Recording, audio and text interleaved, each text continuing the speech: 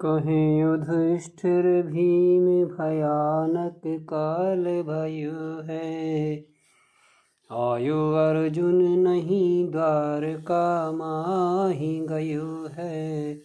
भई धर्म विपरीत रीत कुल की सब त्यागे। जाय पुत्र परलोक पिता माता की आगे। पिता पुत्र भाई सगे पति पत्नी में कलह नित। असगुन नित नूतन निरखी चंचल होबै मोर चित। त्याग्यो सब ने धर्म कर्म कछु कर न हित कर। पाले पापी पेट पाप करि सबहि नारि नर। करे परस्पर कर नहीं विश्वास परस्पर प्रेम न राखे। तनिक द्रव्य के हेतु हाल मिथ्या सहवाखे। निरखि नित्य उत्पात अति मन मलिन मेरो भयो। कपट बंधु कलिकाल का धरा धाम पे छा गयो। हरि शरणम हरि शरणम हरि शरणम श्री प्रभु शरणम। श्री भागवत चरित प्रथमा अध्याय 6 छप्पय क्रमांक 13-14। एक दिन युधिष्ठिर महाराज ने कहा, भीम अब बड़ा बुरा समय आ गया है। अर्जुन भी द्वारका से लौटकर नहीं आए। सब लोग अपने कुल की रीति छोड़कर धर्म विरुद्ध काम करने लगे हैं। माता पिता के सामने ही उनके पुत्र मरने लग गए। अब नित्य ही पिता और पुत्र, सगे भाई भाई और पति पत्नी में भी कलह होने लगा है। नित्य नए अमंगलकारी अपशकुन देखकर मेरा मन अशांत रहता है। सब लोग धार्मिक और पवित्र काम छोड़कर अन्याय से धन संग्रह कर भोजन जुटाने में ही लग गए हैं। एक दूसरे पर विश्वास नहीं रह गया और थोड़े धन के लिए तत्काल झूठ भी बोल देते हैं। नित्य ऐसे अमंगल कार्य देखकर मेरा मन दुखी हो उठा है। क्या कपट का भाई कलिकाल इस पृथ्वी पर आ तो नहीं गया?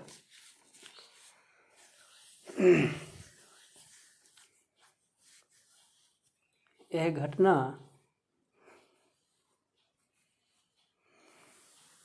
उस समय की है जब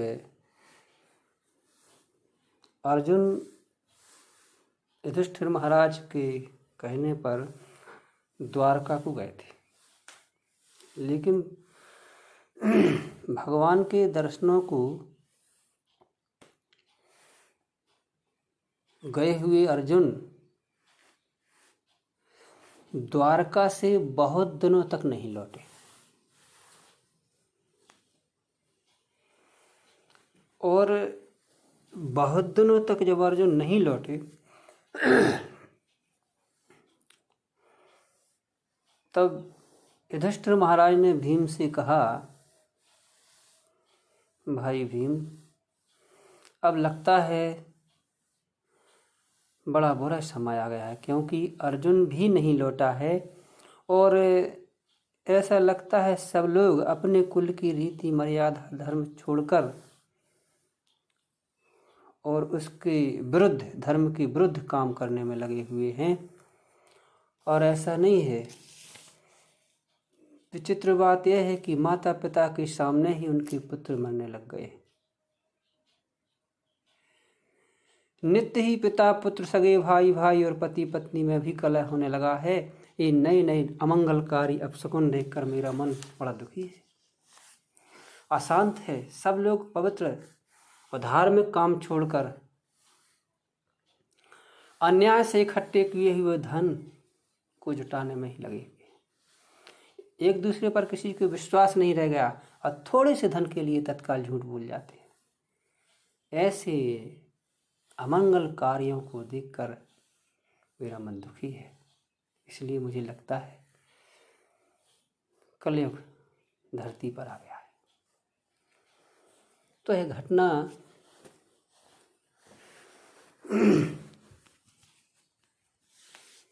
उस समय की है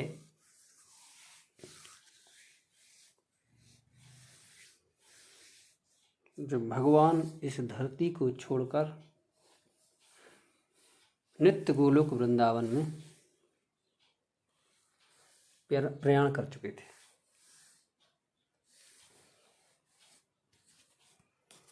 तो उस समय जो घटनाएं होने लगीं उसका वर्णन है कि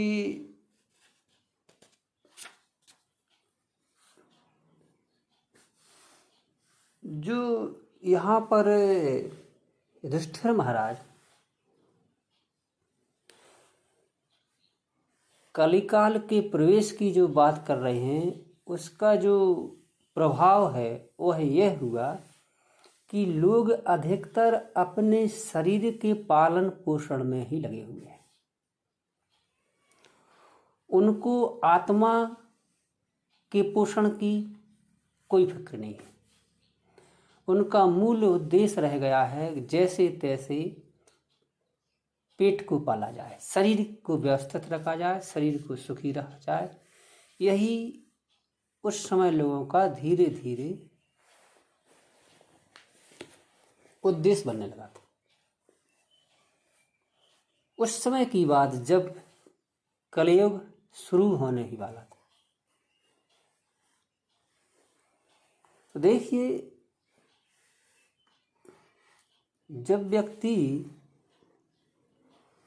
केवल शरीर के आधार पर जीवन जीता है तो उसका कोई सगा नहीं होता, उसका कोई पिता, कोई पुत्र, कोई बहन, कोई पति पत्नी ये नहीं होते। उसका एक ही उद्देश्य होता है, हमारा शरीर ठीक रहे, स्वस्थ रहे। प्राथमिकता इसी की रहती है, हमारा शरीर, दूसरा हमारे अपने, यही। और यदि ज़्यादा आपस में उस शरीर के लिए खींचातानी हुई तो फिर केवल मैं और मेरा शरीर। लेकिन जो मैं और मेरा शरीर है उसमें शरीर को ही प्राथमिकता देना, यही कलयुग का प्रवेश है। कलयुग का प्रवेश पृथ्वी पर नहीं आता, कलयुग का प्रवेश मन में आता है।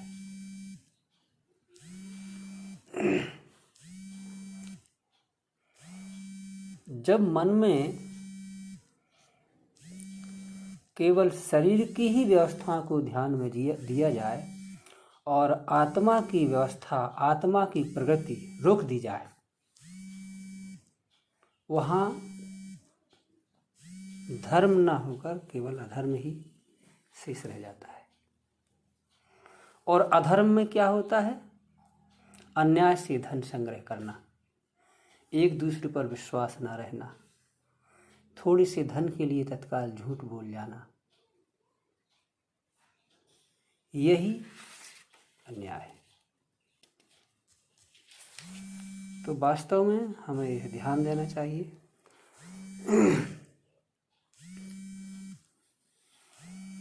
यह जो कथा है यह कलिकाल की धरती पर प्रवेश की बात नहीं कर रही है, यह कलिकाल के अपने मन में प्रवेश की बात कर रही है। जब मन में हमारे केवल हमारे शरीर की ही सुविधाओं का ध्यान रहे, आत्मा का ध्यान न रहे, समझ लो हम कलियुग के चक्कर में आ गए, समझ लो हम कलिकाल में जी रहे। और यदि हम शरीर को प्राथमिकता ना देकर, शरीर की व्यवस्थाओं को, शरीर की सुविधाओं को प्राथमिकता ना देकर आत्मा की सुविधाओं का ध्यान दें तो यह कलिकाल नहीं।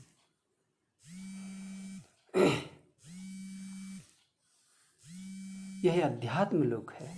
जब हम आत्मा के उत्कर्ष के विषय में, अपने विषय में सोचते हैं, जब हम वास्तव में अपने विषय में, यानी हम आत्मा के विषय में, शरीर के विषय में नहीं, हम शरीर नहीं, हम आत्मा है। जब हम जो हैं यानी आत्मा, उसके विषय में, जब उसकी प्रगति के विषय में, उसकी पवित्रता के विषय में, उसकी शुद्धता के विषय में सोचते हैं,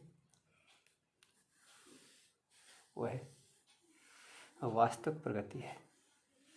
वह कलिकाल नहीं, वह सतयुग है, क्योंकि सत्य केवल आत्मा है, इसलिए वह सतयुग है। और जब हम शरीर को प्राथमिकता देने लगते हैं, शरीर की सुविधाओं को प्राथमिकता देने लगते हैं, तो हम जो अनित्य है, नाशवान है, उसको प्राथमिकता देखते हैं, तो समझो हम कलिकाल में जी रहे हैं। और इस कलिकाल, इस शरीर की सुविधाओं के चक्कर में ही हम अपनों से लड़ने लगते हैं, झूठ से द्रव्य धन इकट्ठा करने लगते हैं, और अपने जो आत्मा के धर्म है उनको भूलकर सब कपट और अधर्म में लग जाते हैं। यही वास्तविकता है इन छपायों में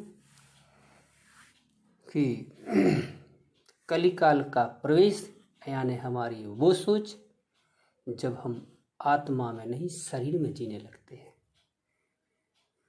तो हमें वास्तव में सावधान होना है और